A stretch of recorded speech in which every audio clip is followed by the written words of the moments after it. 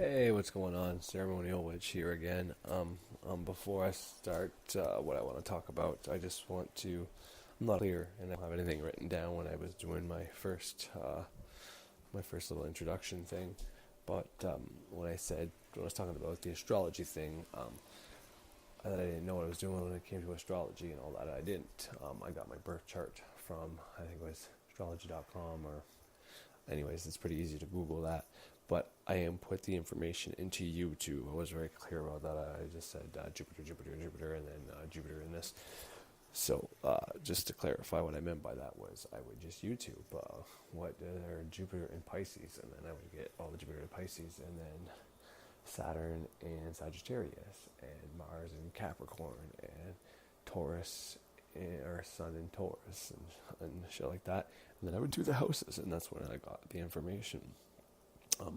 And then from there, I started getting correspondence, and Uncle Birch talks about what's not said in his words about his review of planetary magic, which was cool because I didn't even think about the frequency thing, different frequencies and sounds, which all correspond with the chakras and shit like that. Frater X also has a large amount of information on every planet, and astrological correspondence, tarot correspondence, and I believe that it doesn't have to be first, it doesn't have to be second, or during, but I mean anybody, even if you're not doing magic, to me, astrology is important. And I said initially that you don't need to know astrology to do magic, and I'm going to tear apart that statement a little bit, even though it's my statement. Everybody is doing magic, whether they know it or not. What you think about, you bring about. What you resist persists. All those little catchphrases are accurate and real.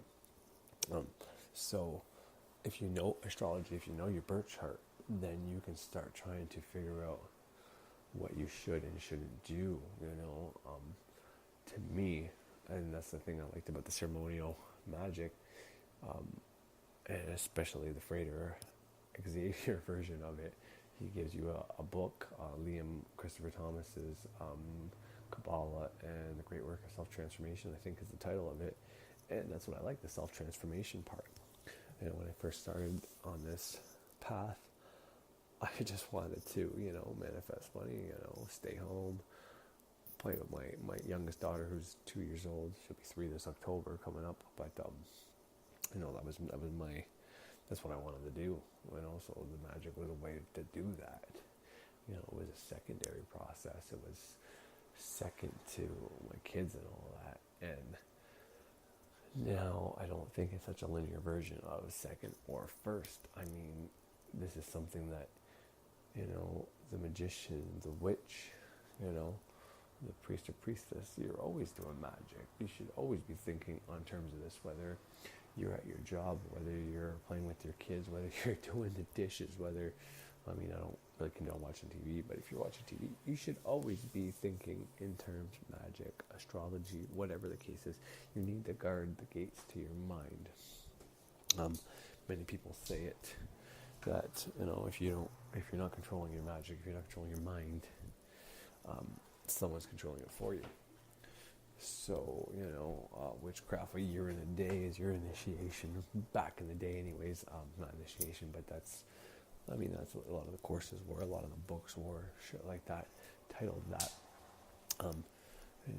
In the book, Kabbalah, the neophyte grade, the first initial grade, is, 6 months to a year. And that's just because you need to change your perception on life. You need to get a well-grounded point of view, not a left, not a right, not a good, not a bad, but a centered, a neutral point of view, and that's where I'm coming from now, but initially that wasn't what I started for. I started this for, it was for, people getting it for power, money, sex, whatever, popularity, fame. Ultimately, it's just to get those things, but once you come out of it, there's a better, bigger reason, and those reasons were valid and useful to get you into this path. So it doesn't matter if it was right or wrong. All that matters is that you got into it, and now you know more. You're better, well versed. You're more centered now, anyways. So everything happens for a reason.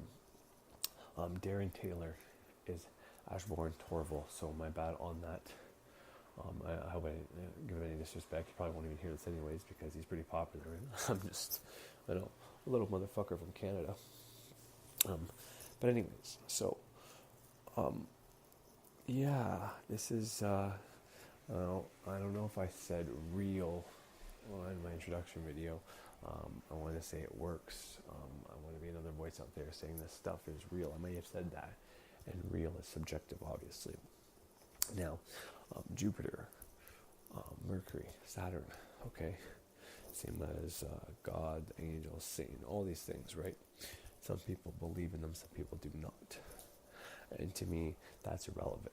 So if I said the term real the first time around, what I meant was, how am I going to word that? What I meant is there's power in these things, and using them in a magical sense works because people have used them. And, there's so many different point of views, so many ways to look at this. There's people doing magic, studying Hermetic laws that don't even say that's what they're doing. But, all the correspondence are there, and what they're teaching is magic. And just to kind of, I guess, prove my point, ceremonial magic is based on, anyways, the way I was learning it, it's the Kabbalistic tree of life, okay? It's got all these centers on it. It's held up by two poles, Boaz and Yakin, which is positive and negative, and your goal is to go up the middle, or to be in the middle, be neutral. And positive is male and negative is female. I'm not saying women are bad or anything like that, but that is the two sides. Now, if you take a person, if we go from a psychological, maybe scientific point of view, I don't know if psychology is science or not, so don't quote me on that, or make fun of me if you want. I don't really give a shit, but your mind, your conscious mind is the male mind, would be the positive, and your subconscious mind would be the female mind, would be the negative. So if, in ceremonial magic, that's what you're learning with that tree of life, the two poles, and you're trying to be in the center, because in the center you connect both, because both have positives and both have negatives to them. And what I mean by that is just, good and bads, I guess, which I don't really believe in terms of good and bad, but you kind of know what I'm getting at. The sun is great, but if you're in the sun too long, you get tired, skin cancer, whatever, you get overheated, you get burnt on your skin, for everything that's good, there's something that's not so good. For everything you like someone, there's probably two people out there that hate that exact thing. So what's good for somebody is not always good for somebody else, which is kind of the point I'm trying to hit at.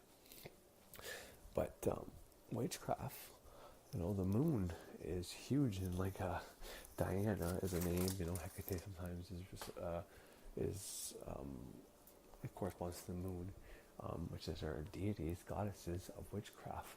And there's a lot of witchcrafts that just focus on the goddess and not a god. And that's kind of how they connected it, or, believing in that goddess. That goddess was, to me anyways, this is just my opinion, and this is what I believe, and this is what's helped me with my magic, is knowing this, is that, them believing in that goddess, that's their subconscious mind. Or that's the door to the subconscious mind. When they're giving offerings to that goddess, they're giving that offering to that part of their mind, which actually controls reality. Your conscious mind is the one you use throughout your day to do all your shit. All right? It's also the one that has the ego. It's got its place and it's got its flaws. Your subconscious mind takes care of all the shit you can't do or would know how to do, like regulating your body temperature and breathing whenever you're not consciously aware of it. Growing, reproducing cells, reproducing your organs, making the dreams while you sleep. That being said, if you're not controlling your mind and you're doing a bunch of negative things, saying negative things, and your subconscious mind is bringing that shit into your reality. So But to me, that's how all these things connect. The moon is a symbol of your subconscious mind. The sun is your conscious mind. Sun up, sun down, moon up, moon down. You know what I mean?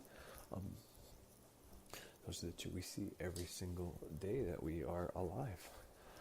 So yeah, my point of this was just for anybody who's like, okay, well, maybe I could do the ceremonial magic thing because I get it a little more, makes more sense, but witchcraft is kind of stupid with the deities. No, it's not. People back whenever they believed in this stuff, whenever they were learning this stuff, whenever they were creating this stuff, this is probably, in my opinion, how it came about is my guess. Did a deity come down and tell somebody all this and then went back up and is now the moon as Diana? Probably not. Maybe though. I don't fucking know. I wasn't there. Radio Gospel of the Witches. Apparently that was the moon's daughter, or the goddess's daughter, came down to teach some shit and went back up. And to me that sounds a lot like a famous story we all know about a motherfucker named, it's not Jesus, but everybody calls him Jesus, that came down, which is the Son of God, and he went back up. But in both senses, we got one, the daughter, and she's the moon now, and then we have the sun. The sun's up in the sky. They're both there. One's the fucking male, one's the fucking female. I mean, to take only one and not the other one, to me would be irrational and not make any sense. I'm not saying to believe in Jesus. I'm not saying to believe in Diana. I'm just stating that, to me, this is where they connect. This is what makes sense in my head to help me rationalize this. A lot of people, when they get into magic, like, I have a wife, like I said, and 4 children, and my wife is not into magic. Now, she knows a little bit about what I do, because I don't hide stuff from her, but does she believe in the same stuff I do? Absolutely not. So I wouldn't go tell her, I lost my fucking train of thought. I'm sorry, guys. My bad. But the point I was just trying to hit home was that, all these different religions, witchcrafts, all these things have real life correspondence. And it doesn't matter how you look at. The reason there's so many factions is because we are so many different people with all different makeups. No two people are the same. Even whenever you have twins, they're not even the fucking same. So there's all these different factions for different people, so that everybody has something they can relate to. And if they don't relate to one and can't find one, maybe it's out there, but maybe they just pick and choose from all different kinds. And that's what I do. And that's what I believe spirituality is, or should be, is what an individual believes and makes and uses to connect to something bigger, greater than him, to make change in his life, to help other people, to provide service, whatever it is that you're trying to do that you can't seem to do, that you are going to pray for, quote unquote, or ask the universe for. That's what these things are there for. There are so many, and people go around, knocking other people's religions and knocking other people's spiritualities, and there's fights within witches and witchcraft and all that, and maybe those people deserve some of the shit they're getting and all that, but to me, to make fun of someone else's beliefs,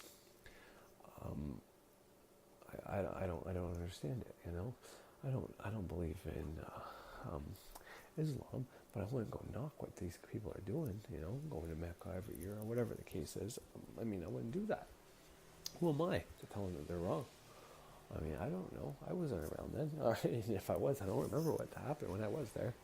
So, yeah, that's all I wanted to hit at. I basically wanted to correct or clarify my astrology thing. And in astrology, you'll see a lot of this. Gods and goddesses in astrology, the planets and the 12 signs are physical makeup. Pisces being the feet, Aries being the head, and all the planets being different energies that represent different things that also correspond to your chakras. So you got your head to your toe, and then you got your 7 chakras, right? And within there, Mercury is both female and male, but the moon is female, Venus is female. Anyways, I'm gonna get into that a little bit more next time. Anyways, have a great day, guys.